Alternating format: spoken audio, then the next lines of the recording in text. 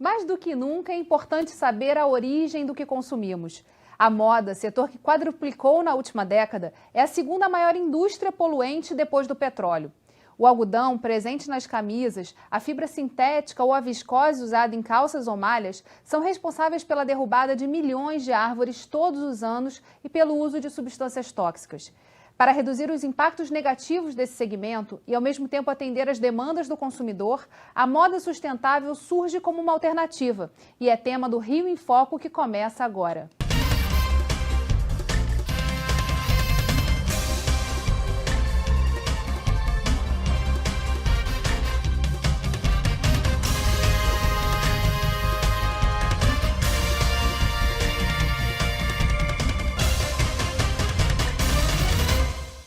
O Rio em Foco recebe a presidente do Conselho Deliberativo Estadual, Sebrae RJ, Carla Pinheiro, e o coordenador de design do Senai C-Ticket, Marco Lobo. Seja na utilização de matéria-prima reciclada e natural ou no reaproveitamento dos tecidos, a moda sustentável já vem ganhando espaço no mercado há alguns anos. Em São Cristóvão, polo de moda da cidade do Rio, algumas dessas marcas se reuniram para divulgarem e venderem seus produtos. Vamos ver a matéria.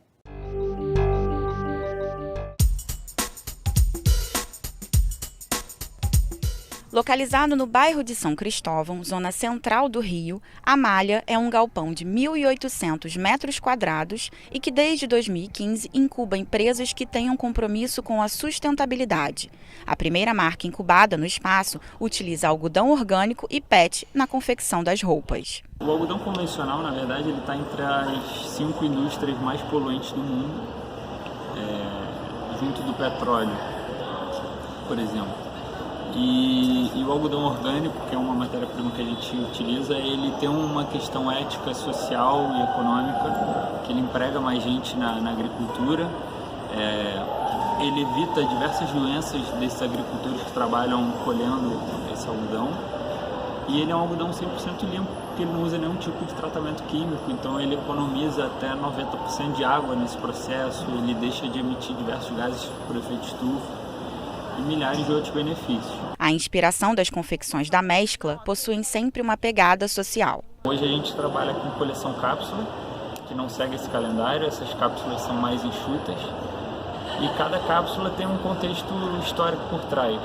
Por exemplo, a gente já fez uma coleção sobre legado, que falava sobre tudo que o mundo ensinou de interessante para o Brasil no ano de 2016, voltados para a inclusão, diversidade, união.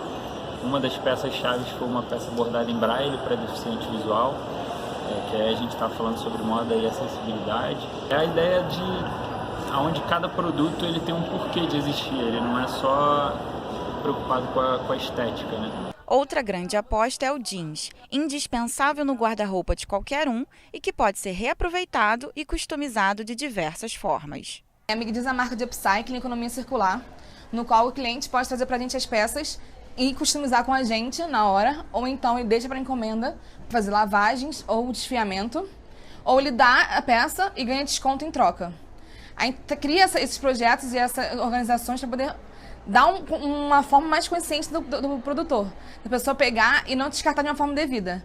Então a gente está aqui na função da pessoa reconstruir e ter um outro olhar e consumir uma moda mais consciente a partir do jeans.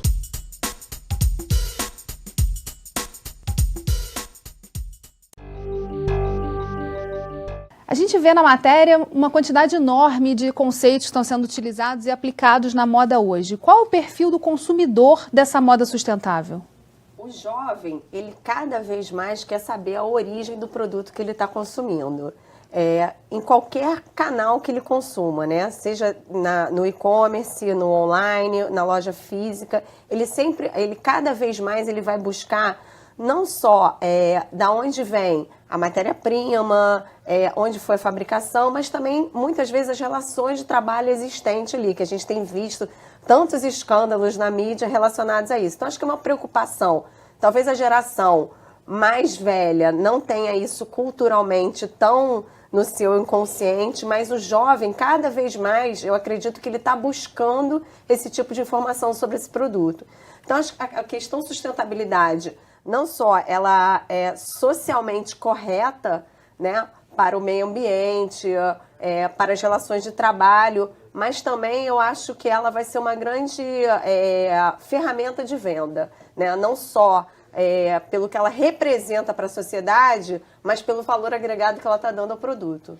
Em relação ao design, nada mais necessário e atual pensar no processo, né? Em como produzir essa moda sustentável. Com certeza. A Carla colocou muito bem. É o jovem hoje que vem trazendo essa preocupação. O consumidor mais estabelecido, vamos dizer assim, o adulto ou o mais velho, né, ele não tem ainda essa visão ou essa preocupação. Então ele faz uma compra na sua visão básica de ir lá na loja e comprar, ele não pergunta, ele não questiona. O jovem já vem nessa visão, e quando se fala em design de moda, a gente, né, dentro do Senai CETIC, a gente observa o estudante questionando, né? Então quando a gente vai falar sobre processos, né, de desenvolvimento de um produto, começa a se perguntar das fibras brasileiras, de que forma pode ser desenvolvido aquele produto, qual é o custo daquilo. Então, uma outra coisa que a gente percebe, a sociedade brasileira em geral vê a necessidade, percebe a questão do verde, do sustentável, mas muitas vezes não quer pagar pela essa diferença, muitas vezes, né? Então, a gente tem que ver de que forma vamos trabalhar isso para o futuro, no baratear esse produto, né? E claro, que ele seja de alguma forma, né, algo que pertença ao consumidor. Porque como nós estamos vendo hoje nessa visão do fast fashion, é um produto que você compra e descarta numa rapidez absurda. E o que a gente vê do jovem hoje, quando a gente começa a perceber aplicativos em que você tem trocas de produtos, né? Então não há mais a preocupação de comprar algo novo o tempo todo. Mas o que eu posso ter que eu não gosto e repassar a outro que goste. Então esse processo é muito novo. É uma nova forma de consumir. E é isso. Que está dando esse perfil de economia colaborativa, né? Não, exatamente. Então, acho que o jovem ele já nasceu com o conceito de compartilhar, né? Então, é exatamente o que o Marco estava falando. O fast fashion, apesar dele ser extremamente contrário, muito ao contrário do que a gente está falando, porque ele é um pouco agressivo nessa coisa de novas coleções o tempo todo, mas quando ele é utilizado no compartilhamento, não faz parte da nossa geração, mas faz parte dessas gerações mais jovens e mais conectadas, você dá todo um conceito a essa economia compartilhada, solidária, cooperativa, né? Então, assim, você vê que esses jovens, eles não querem possuir, eles querem ter acesso. O que é totalmente diferente, muda totalmente esse paradigma do consumo, né? E institucionalmente, como o Sebrae vem tocando esse tema, existe algum programa dentro do Sebrae sobre moda sustentável? Existe, a gente vem cada vez mais, né, capacitando consultores para que possam levar esse conceito para os pequenos e microempresários, para que eles tenham cada vez mais preocupação nisso. A gente tem, inclusive, um exemplo muito grato do estado do Rio de Janeiro, que é uma confecção do Polo de Moda Íntima de Friburgo, que inclusive foi para a final do Prêmio CNI de Inovação, que é um prêmio super reconhecido, onde eles começaram a utilizar os resíduos da produção para fazer acessórios de joias, né, bijuterias, banco com resina, e fica absolutamente lindo, um produto lindo, onde tudo aquilo que ia para o lixo, né, acabou virando um outro produto e sendo utilizado. E como que o Marco falou, como é que a gente barateia isso? Aí que a gente tem que pensar nas políticas públicas. Como incentivar que a água reutilizada seja mais barata do que a água que você paga, né, na concessionária. Então, isso tudo tem que ser repensado para que essa economia, até local, né, eu acho que é uma tendência também dos jovens de estimular a economia local, de onde ele vive, que a mão de obra fique ali, que o valor fique ali, que a riqueza fique ali, né? Que vamos acabar com essa coisa extrativista. Então, acho que aí é importante a gente realmente ter políticas públicas para isso. E o Senai CETIC? Bem, o curso de graduação hoje voltado ao design da moda, ele está sendo repensado, redesenhado com essa visão de futuro, e onde a indústria 4.0 está presente, ou seja, como é que eu posso ter um produto sob medida, né, se utilizando o mínimo possível de energia, de tecido. Então, essa é a preocupação hoje, é se pensar diferente. E aí faço um adendo, o que é interessante na fala da Carla, internacionalmente falando, o Brasil está sendo apontado, quando a gente vê alguns prêmios internacionais de design, ainda mais o prêmio IF Design Awards, que é na Alemanha, Há 3 palavras que aparecem muito do júri internacional quando vê produtos brasileiros. Eu acho que é um mote interessante para nós quando fala moda sustentável. O design, o produto brasileiro é sempre inteligente, simples e verde. Então, se nós já temos essa pegada internacional que vê o produto brasileiro como produto sustentável, isso é um mote muito importante para que a indústria veja que o verde vende. Acho que esse é um mote, e é claro que o estudante de moda, ele tem que ter essa visão, e nós estamos buscando isso, que ele seja um gestor da moda, que ele trabalhe o negócio da moda com essa visão. Conhecendo todo o processo. Exatamente. A gente vai falar um pouquinho mais sobre e-commerce no próximo bloco, como ferramenta fundamental para influenciar e divulgar a moda sustentável. Rio em Foco aqui, política e economia caminham juntas.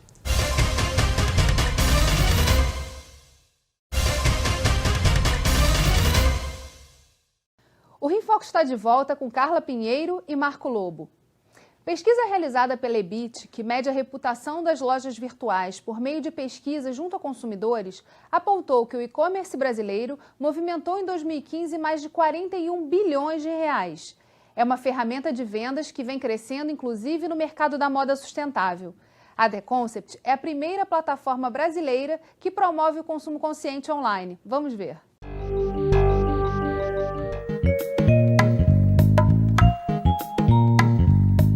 Um dos grandes propósitos da The Concept é, de fato, também fomentar para esse grupo de pequenos empreendedores de moda sustentável um espaço de venda. Como é que a gente encontra essas marcas? A gente encontra muito por indicação, a gente encontra bastante em feiras, que você conversa com as marcas, você vê como que elas produzem. A gente encontra também bastante em parcerias que a gente fecha, igual a gente fechou com a Malha CC, que é um coletivo de consumo consciente aqui no Rio. Então, hoje a gente está com 60 marcas e todo mês entra umas 2 a 5 marcas, dependendo do processo de timing mesmo de cada marca, de tirar as fotos, de se organizar para entrar no e-commerce.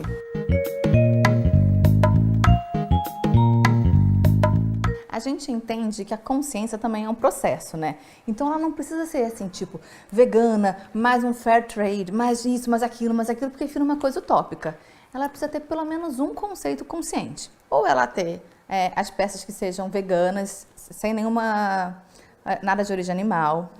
Ou ela ter as peças que sejam ecologicamente conscientes, sejam orgânicas ou recicláveis, ou usadas de restos da própria indústria da moda, ou que elas estejam dentro do conceito de fair trade, que elas pagam corretamente os funcionários, trabalham com as comunidades, ou no conceito de inclusão social, que é, por exemplo, de pessoas que são reinseridas do sistema privacional, pequenas comunidades, ou você compra e doe. Então, se ela atende a algum desses requisitos, ela já entra na plataforma. A gente acredita que uma classe média é a classe que compra mais com a gente. Não é tanto a classe alta, porque normalmente a classe muito alta, ela é muito ligada à marca. E a gente vende história. A gente quer que a pessoa, quando coloca a camisa dela, fale: ai, que legal, tô botando uma camisa de algodão orgânico. Puxa, que legal, essa bolsa aqui foi feita com um tecido de reuso. Né? Então, nossas marcas, em geral, são marcas pequenas, não são marcas famosas. Então, a moda consciente é fazer uma escolha em direção a algo que prejudique menos o meio ambiente ou prejudique menos uma outra pessoa.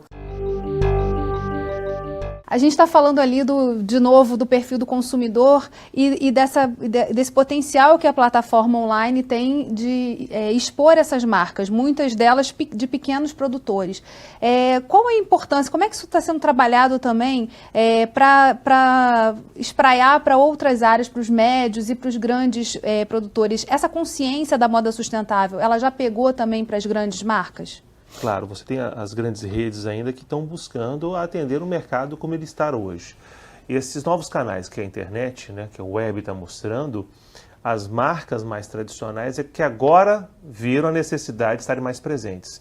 E aí que você tem um surgimento de N marcas novas, né, e com certeza vão crescer ainda mais com essa visão da moda sustentável. Então as grandes redes estão percebendo isso e começam a buscar formas de estarem presentes nesse contexto.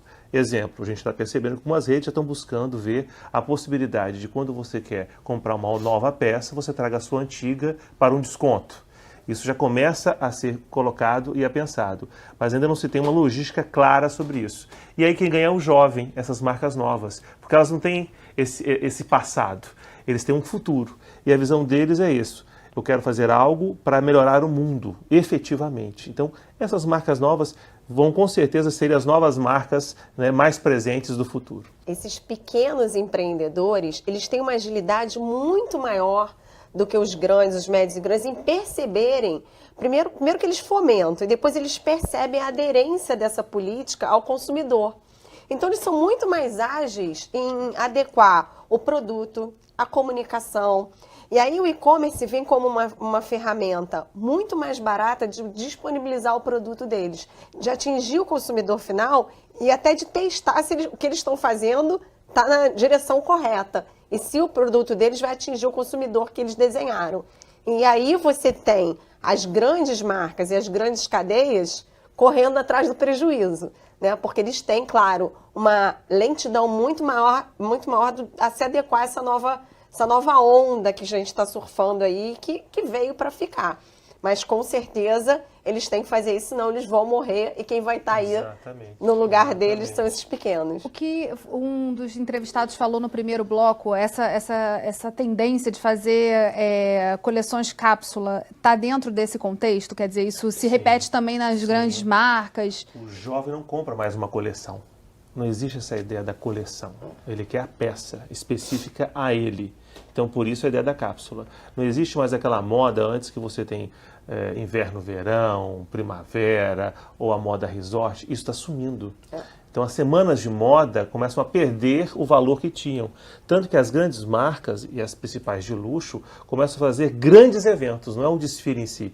Então, se cria uma estrutura imensa num grande parque, onde a marca se apresenta, quer dizer, ela começa a criar grandes eventos de impacto. Que são a sensação, né? Na verdade, estar dentro daquele... É o design de experiência. Que ele está buscando, por quê? Porque as pessoas estão mudando a forma de atuar. Agora, o que foi colocado ali sobre que a classe alta não tem essa preocupação, muitas vezes, do sustentável, porque ela está focada em marcas, e aí eu faço uma observação, porque uma grande marca de luxo, né, como Hermès, que é uma marca de luxo muito importante, a senhora Pascale Musardi, que é a diretora de criação, o que ela fez? Ela criou uma outra marca chamada Petit H, que é pequeno H, que ela pega todo o refúgio, todos então, lenços que estão com pequenos defeitos, ou louças que estão quebradas, e ela contrata vários designers do mundo para desenvolver novos produtos.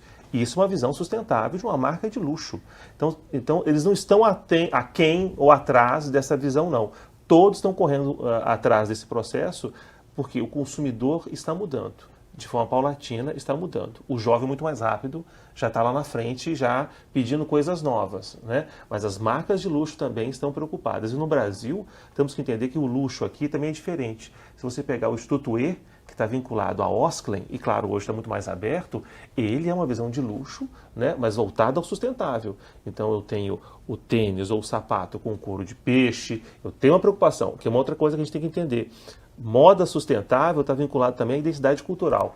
Se nós não começarmos a entender que o Brasil tem uma riqueza cultural em termos de novos materiais, fibras e de alguma forma trabalhar e pesquisar, e o Senai Ticket tem laboratórios para isso, por exemplo, hoje se pesquisa a fibra da bananeira para fazer um novo tipo de seda. Isso é sustentável, né? Então tudo isso tem que ser pensado. Estamos num momento que parece que está tudo no ar, né? Mas já tem caminhos sendo colocados. E como é que a gente faz? Qual é o caminho dentro desse novo mundo para também sensibilizar esse consumidor que ainda não está ligado nesses novos conceitos ou ainda não vê a moda como algo que também pode ser um fator ou uma opção de sustentabilidade na vida dele? Eu acho que exatamente isso é um processo cultural, né? É exatamente o que a gente teve com, por exemplo, a pirataria. Enquanto ele não enxergar que aquilo afeta a própria vida, né, a própria riqueza da vida dele, do entorno dele, ele não vai ter essa conscientização. Mas eu acho que cada vez mais a gente tem, não só nas nossas políticas públicas, como nas nossas campanhas publicitárias, essa pegada que mostra o seguinte: você faz parte, você está dentro. Então você não é coadjuvante, você é personagem principal. Você está fazendo a diferença na hora que você está consumindo esse produto. Eu acho que é assim que a gente muda isso. Perfeito, Carla, é isso mesmo. O termo que se usa muito na Europa é o termo design for all, design para todos, né? Ou seja, todos são responsáveis, e no momento que você se sente responsável, fazendo parte desse processo, você se engaja. Então, num país como o nosso, a visão social ela tem que ser plena. Então, no momento que eu estou fazendo algo e eu estou entendendo que aquilo que eu estou fazendo vai ajudar outras pessoas, efetivamente, envolvendo uma mudança, né, você percebe então que a pessoa vai querer ajudar. Então, quando você pega algumas marcas grandes que estão buscando pontos de refúgio junto a comunidades desenvolverem bolsas, acessórios, isso é um processo de design e, claro, sustentável. Agora, isso não pode ser uma coisa pontual, ela tem que ser abrangente. Por isso, uma política é fundamental que isso ocorra.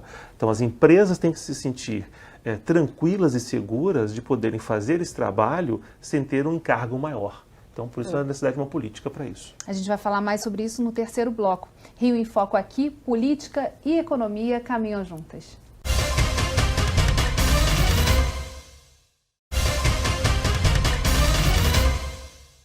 Na indústria da moda sustentável, a tecnologia pode ser uma ótima aliada. Um exemplo disso é a indústria 4.0, considerada a quarta revolução industrial.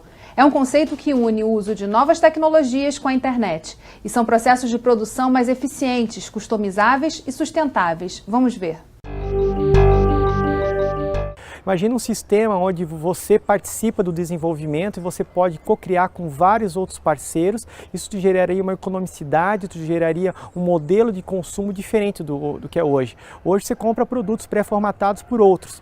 Dentro do modelo do 4.0 você estaria interferindo no processo, você seria o coparticipante, você estaria interferindo e propondo um modelo de produto e um sistema onde somente existiria produção mediante uma compra. E aí toda a questão também de sustentabilidade, né? Tanto da moda como do processo produtivo. E esse modelo ele busca justamente otimizar tanto os estoques, um modelo sistema não teria estoque, e também você tem uma preocupação em tu ter o mínimo de insumos possíveis, que tu possa personalizar. Na verdade, essa ideia da indústria 4.0, ela consolida o que a gente vem conversando nos blocos anteriores. Ela traz isso para o consumidor com uma consciência própria, né, ajudando também nesse processo dele escolher e fazer algo que encaixe nos desejos e na necessidade dele, né? Como isso vem se aplicando no dia a dia? A gente já consegue ver exemplos práticos dessa indústria 4.0 na moda rodando?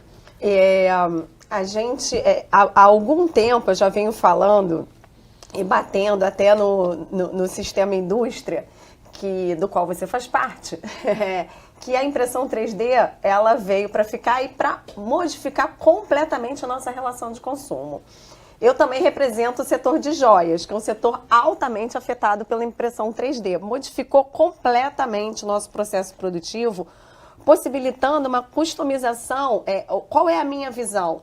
Que em breve você vai ter um cliente que chega num ponto de venda, seja ele qual for, vai fazer uma customização naquele produto, esse link vai ser enviado para a indústria, que vai imprimir aquele produto e vai mandar para sua residência, ou para o ponto de venda que vai mandar te entregar, com um nível de customização absurdo. E isso eu estou falando num produto que vai demorar mais tempo para que você possa fazer ele domesticamente, né? Considerando aí o futuro da indústria 4.0, que tem uns que já falam que não, eu vou fazer meu brinquedo em casa. Eu acho que já não vai ser tão rápido assim.